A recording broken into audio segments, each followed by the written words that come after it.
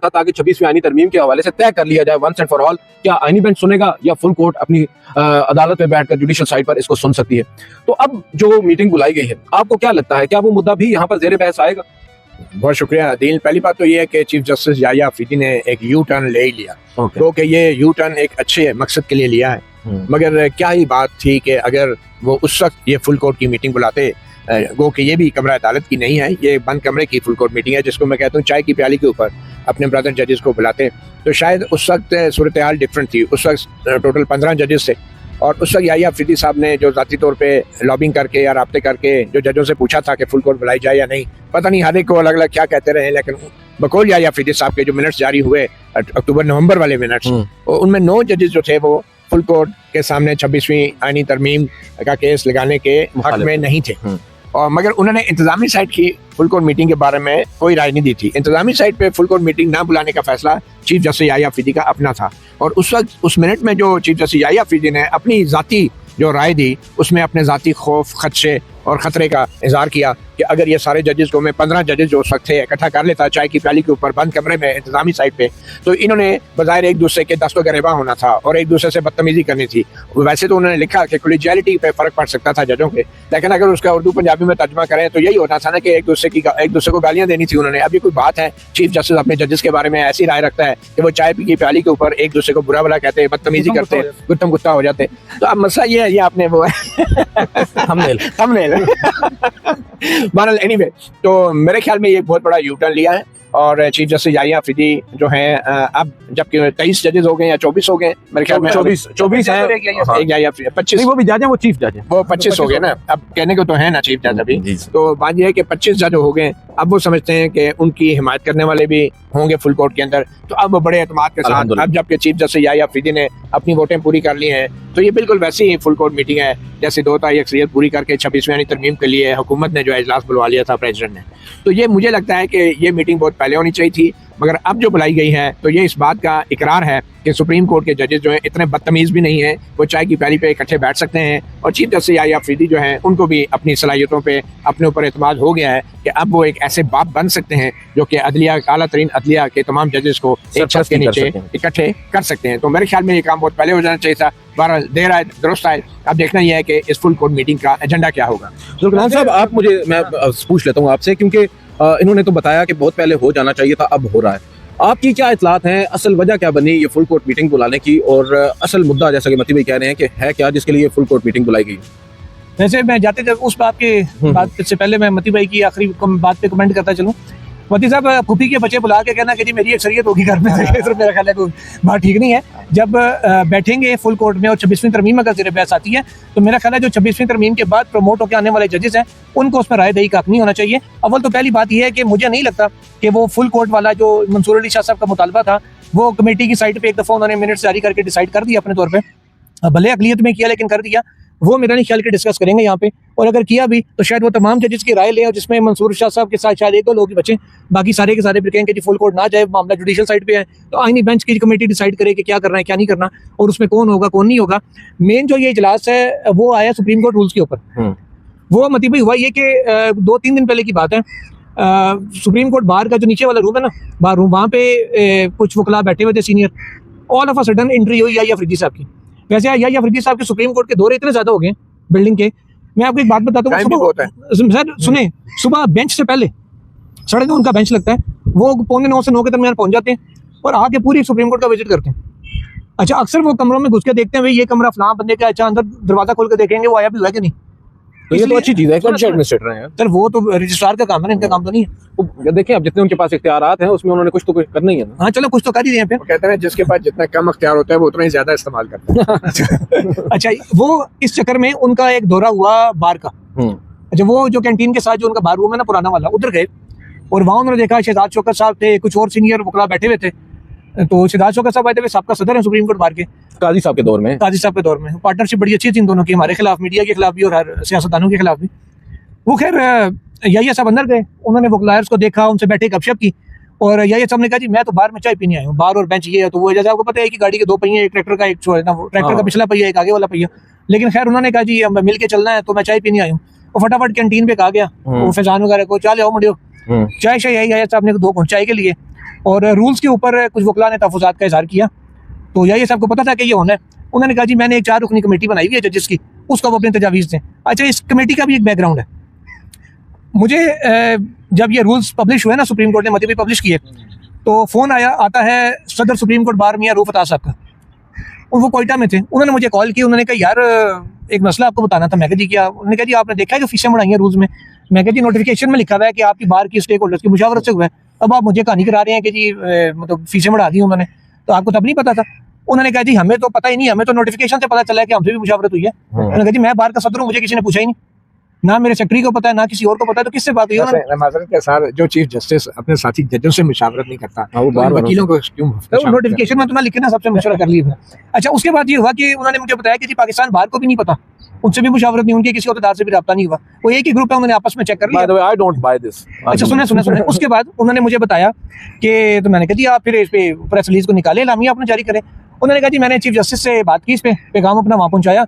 उन्होंने उनकी तरफ से जवाब में मुझे एक नोटिफिकेशन आ गया 4 रुकनी कमेटी का। मैंने कहा वो कब की है? वो कहते जी तो आज ही बनी है, जब मेरी आपसे बात हो रही थोड़ी देर पहले का नोटिफिकेशन है वो। तो रूल्स पब्लिश करने के बाद, सारे बनाने के बाद, सारा कुछ करने के बाद ये कमेटी बनी है जिसको अब तजावीज़ जारी हैं, और कुछ वकला ने अपनी तजावीज़ इंडिविजुअली दे दी हैं। सुप्रीम कोर्ट बार ने अपने तमाम मेंबरान से कहा कि जी दें, ताकि हम ऑफिशियली कंपाइल करके दें, पाकिस्तान बार भी तजावीज़ देगी। तो वहाँ पे ये बात यही है, साहब ने कही कि जी मैंने एडमिनिस्ट्रेटिव साइड पे फुल कोर्ट भी बनाई है, हम इन इश्यूज को देखेंगे, आप कमेटी को तजावीज़ दें। उन्होंने जजेस से भी राय मांगी है। लेकिन मेरे ख्याल में इस कमेटी की वैसे एक बात है, मुझे एक बात समझ नहीं आई मती साहब, जजेस से जैसे अदील साहब बता रहे हैं कि अगर अब राय मांगी जा रही है तो फुल कोर्ट तो मंजूरी देती है रूल्स की, रूल्स शाया पहले हो गए, फुल कोर्ट बाद में बुलाई जा रही है, ये क्या चक्कर है? अच्छा, मैं आपको थोड़ा सा क्लियर करना ज़रूरी है। जो कमेटी बनी है वो इसलिए नहीं बनी कि इन कवायद में कोई तब्दीली की जाए, ठीक है? कमेटी बनी है उन्हीं कवायद के तहत जिन कवायद पे वकला को एतराज़ है या जिनकी वजह से साइलिन जो हैं परेशान होंगे, उन्हीं कवायद जो कि मतनाज़ा कवायद है, उनका एक सेक्शन है, मेरे ख्याल में सेक्शन 4 है, जिसके तहत एक ऐसी कमेटी बनाई जानी थी कि जो उन तमाम मुश्किलात को हल करेगी जो इन कवायद के अमल दरामद में रुकावट है। जी हाँ, ठीक है ना? ये कमेटी वो नहीं है कि जो रूल तब्दील कर दो जी तो इसको नहीं, ये कमेटी भी सिर्फ इस हद तक सिफारिश कर सकती है कि जो कवायद बन चुके हैं उनमें अमल दरामद में क्या मुश्किलात हैं उनको हटाने के लिए बनी है। कोई कवायद में तब्दीली का मैंडेट इस कमेटी के पास नहीं है। दूसरी बात, इस कमेटी के अंदर देखे ना, तजावीज़ मांगी है सिर्फ उस सतह के इन कवायद पे अमल क्यों नहीं हो रहा या कैसे हो सकता है। और कमेटी में आपको मालूम है, दूसरी बात, मेरे और उसमें 4 जजेस हैं, सुप्रीम कोर्ट के 4 जजेस हैं। आपने कमेटी उन्हीं 4 जजेस पे बना दी, और वो इसलिए है कि वो भी कवायद में है कि वो 4 जजेस, मगर ये कमेटी को आप भी कर सकती है, जो मेरे ख्याल में अंडरस्टैंडिंग है कि मजीद मेंबरों को शामिल कर सकती है। अब ये 4 जजेस जिनको आपने कमेटी में बैठा दिया है इसलिए कि कवायद पे अमल दरामद कैसे करवाना है, तो इन 4 जजेस की तो फुल कोर्ट में बैठ के इन्होंने अगर मंजूरी दी थी इन कवायद की, पता नहीं फुल कोर्ट मीटिंग कब हुई थी वो जिसकी मंजूरी दी, और ये बाय सर्कुलर इन्होंने, मुझे लगता है कि ये भी फुल कोर्ट में डिस्कशन के बगैर, ये चीफ जस्टिस आपका दावा है कि फुल कोर्ट की मंजूरी है, मुझे लगता है ये भी फोन करके हाँ लेके उन्होंने ज़ियाउल हक वाला रेफरेंडम करा के ना ये कवायद जारी कर दी है। तो मेरा ये सवाल है कि अगर वो 5 जजेस ने कमेटी में बैठना था तो ये तो इनका कॉन्फ्लिक्ट ऑफ इंटरेस्ट है। ये पहले हाँ कर चुके हैं आपको अलग अलग टेलीफोनों पे, तो फिर अभी कैसे इस कमेटी में बैठ के वो जो है नई तजावीज़ देंगे? और अगर वो देंगे तो इसका मतलब है कि जजों की इतनी नाअहली है कि पहले इन्होंने ऐसे कवायद बनाए कि अब वो कवायद पे अमल नहीं हो रहा, और अब बैठ के वो सोच रहे हैं कि जनाब हम इन पे अमल दरामद कैसे करवाएं। लेकिन क्या है ये मजाक है। अगर इन 4 जजों को भी उस नोटिफिकेशन से पता चला हो कि रूल्स बनेंगे फिर क्या होगा? यही हुआ ना, नोटिफिकेशन ही बेसिकली रूल बने ना सर। वही मसला ये है, चीफ जस्टिस याया अफरीदी की बात पे अब यकीन करना मुश्किल हो जाता है कि आप कहते हैं कि ये हमने रूल्स जारी कर दिए। अब आपको पता है रूल नाफिज हो चुके हैं, ठीक है ना, और बाद में हो रही है, और उन्हीं रूल्स के मुताबिक ये कमेटी बनी और उसमें फिर 4 जजेस को बिठा दिया जिन्होंने बकौल याया अफरीदी साहब के हामी बरिया इन रूल्स की मंजूरी दी। नहीं, इसमें बड़ी एक अजीब बात, आपकी बात दुरुस्त है, बट खुफिया फुल कोर्ट की इन्होंने कि ना उसका कोई लामी आया, ना कोई मीटिंग मिनट्स आए, ना कुछ हुआ, ना किसी जज को भी तक पता है कि फुल कोर्ट हुई है। देखिए वो तो चले बात दुरुस्त है, लेकिन मैं समझता हूँ जो कमेटी की तश्कील है इसको समवट हम ये भी तो कह सकते हैं कि अगर कुछ उसमें पेचीदगियां हैं या कुछ ऐसी चीजें हैं जो उनसे उस वक्त नजरअंदाज हो गई हैं, उस पर तजावीज़ वो मांग रहे हैं, और कमेटी ऑब्वियसली जजेस पर मुश्तमिल ही बनी है, जो जजेस साहिबान हैं। करें आप कोर्ट रिपोर्टर हैं और चीफ जस्टिस एक जज है, ठीक है ना, हमें इतनी हवा में बात नहीं करनी चाहिए। जो कमेटी बनी है पहले ये तो पढ़े ना कि वो कमेटी का अख्तियार क्या है। कमेटी का अख्तियार वाज़ेह तौर पे लिखा है कि वो सिर्फ और सिर्फ वो तजावीज़ दे सकते हैं कि जिनमें ये बताया गया हो कि इन कवायद पे अमल दरामद कैसे होगा, ठीक है, वो तब्दीली की सिफारिश नहीं कर सकते। हम याया अफरीदी साहब की इस वक्त बात कर रहे हैं जिन्होंने खुद अपेरेंटली बार रूम में आकर वकला साहिबान से कहा है याया अफरीदी साहब ने गलत बयानी की है। ये कमेटी अमेंडमेंट्स तजवीज़ नहीं कर सकती। अगर कमेटी बननी थी तो फुल कोर्ट का इजलास बनता, फुल कोर्ट के अंदर ये तय होता कि हमने तरमीम करनी है तो फुल कोर्ट कमेटी बनाती, क्योंकि आपको पता है इन कवायद में तरमीम का अख्तियार भी फुल कोर्ट के पास है, ये किसी 4-5 जजों के पास नहीं है। तो बात यह है कि वो फुल कोर्ट बैठती, डिस्कस करती और फिर वो जो कमेटी बनाती ना वो फुल कोर्ट को रिपोर्ट पेश करती है और फुल कोर्ट फिर चेंज कर देते आप बात कर रहे हैं कानूनी किताबी नौयत की, यहाँ एक ने बैठ के सारे रूल्स बना लिए, वहाँ फुल कोर्ट तरमीम कर सकती है। अच्छा, यहाँ बना सकता है तो एक तरमीम भी कर सकता है, ये बस यहाँ पे आइन में तरमीम हो जाती है, आप बात कर। अच्छा, इसमें माजरत के साथ ये भी 26वीं तरमीम ही हुई बल्कि 26वें तरमीम में आपको याद है एक तरमीम प्रेस रिलीज के जरिए हुई थी, हाँ जी, और जुडिशियल कमीशन के हवाले से। अच्छा, मैं यहाँ पर एक चीज, और क्योंकि ये तो चले मुद्दा, हमारा असल मुद्दा तो ये नहीं है। अच्छा, इसके साथ एक चीज ऐड करें, फुल कोर्ट के लिए बड़ा जरूरी है, फुल कोर्ट एक नहीं दो हो रही। हाँ, वो तो एक दूसरा फुल कोर्ट एडमिनिस्ट्रेटिव नहीं है, वो ओपन कोर्ट में फुल कोर्ट रेफरेंस होगा नए अदालती साल पे 8 सितंबर को नाजरीन वो होगा सुबह, और इसमें चीफ जस्टिस ऑफ पाकिस्तान पुराने साल की कारकर्दगी बताएंगे। बाय द वे उनको भी 1 साल होने ही वाला है, तो वो अपने ना सिर्फ गुज़श्ता साल की कारकर्दगी बताएंगे बल्कि अगले साल का रोड मैप भी देंगे। पाकिस्तान बार काउंसिल भी उसमें जरा उनके वाइस चेयरमैन तकरीर करेंगे, सुप्रीम कोर्ट बार के सदर उसमें तकरीर करेंगे, अटॉर्नी जनरल तकरीर करेंगे, और उसके बाद चाय होगी, गपशप होगी, और बहुत से जजेस के साथ उस वक्त हमारी गपशप होगी, मुलाकात होगी, जो हमेशा की तरह होती है। वैसे जो याहिया साहब, सुने मैं उसी तरफ आ रहा हूँ, जो याहिया साहब के इस वक्त हालात हैं, मुझे नहीं लगता कि वो फुल कोर्ट रेफरेंस में भी हमारी जजेस से गपशप होने देंगे। उसकी एक वजह मैं आपको बताता हूँ, ये जो एडमिनिस्ट्रेटिव लॉ है ना सुप्रीम कोर्ट का, जहाँ पे PRO साहब का ऑफिस है और बाकी दीगर दफातर भी हैं, वहाँ पे जाने के ऊपर ना बड़ा एतराज था कि जी ये साफी उस एरिया में जाते क्यों है, बेंच 4 के सामने से।